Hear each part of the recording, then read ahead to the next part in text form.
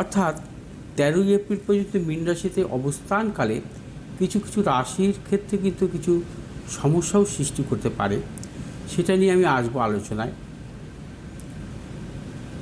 আজকে হচ্ছে মূলত শনির 7.5 শুরু হবে।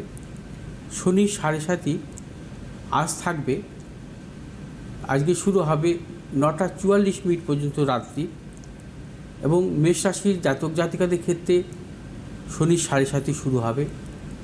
সিংহ এবং ধনু রাশির জাতক জাতিকাদের ক্ষেত্রে শনির ঢাইয়াও শুরু হবে।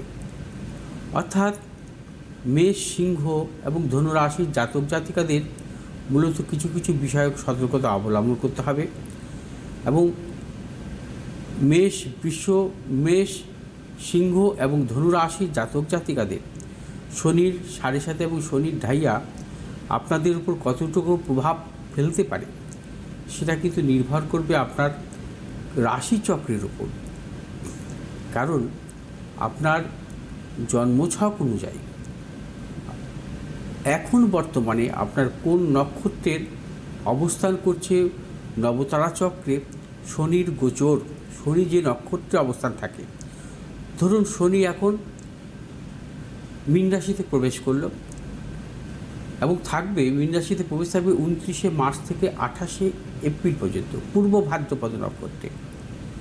পূর্ব ভাদ্রপদ নক্ষত্রে যদি কোনো মেষ রাশির জাতক জাতিকাদের পূর্ব ভাদ্রপদ নক্ষত্র পেয়ে থাকে এবং নবতারা চক্রে